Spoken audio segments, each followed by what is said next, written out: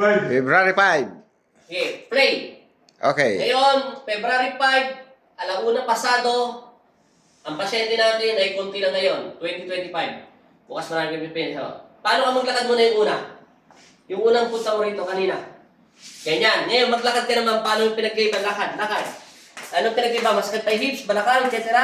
Hindi na po masakit. Ang totoo niya sakit, hips dislocate, ipit ugat. Camera.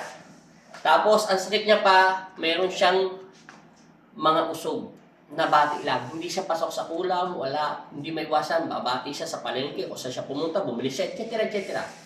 Yun. Yung sakit niya, ito, mga ugat. Yan, simula rito. Namamaga. Hindi ko lang alam kung ilang beses na ito nadulas o hindi pa siya nadulas. Hindi ko rin alam kung bakit namamaga. Siguro so, sobrang sipag. O, kaya ang tawag yan, spasma over fatigue. Hips dislocate. Usog. Kaya na? Wala ka na.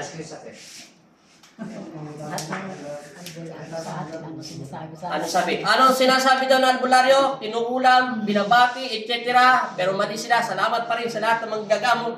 Ito ngayon, o pecha, February 5, 2025. Hindi po siya kinukulam. Kaya na-stress si nanay. Akala niya kung sino kumukulam sa kagandahan niya. Bakit ba siya kinukulam? Mali. Over-fatigue. Pasma. Stress. Dumagdag dahil kalang kinukulam. Hips dislocate. Ganyan ang pa niya konti. Dislocation hips. Dislocation hips. Okay. Lakad na eh. Di ka ba naniniwala? Hindi. Sana kulaman ka. Nakita mo yung mga kanina na una sa inyo. Kinukulam. Ganun. Okay. Lakad. Ano pinagay ba? Natakot po kasi sa paglalakad. Nagkapobya ka lang, te. Kasi sinasabi kasi nila kinukulam ka eh. Ete, balik. Nagkaroon ka lang ng pobya, te. Paano siya maglakad, boyfriend? Paano kanina? Paano? Boyfriend, paano maglakad? Kanina?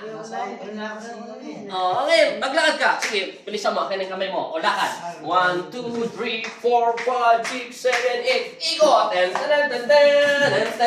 Oh, di ba? Oh, di ba? Swerte natin at alam masyado. Oh, maswerte talaga kayo. Ganyan kayo pakamalo. Pasalamat kayo sa Lord. Bye-bye. Taga-Bulacan po siya. Pulilan. Bye-bye, te. Salamat po sa inyong pagtitiwala sa alipin na may Jesus Nazareno. Te, bye-bye. Pasmado lang yan. Ito po. Thank you, Lord. Okay, diyan ka.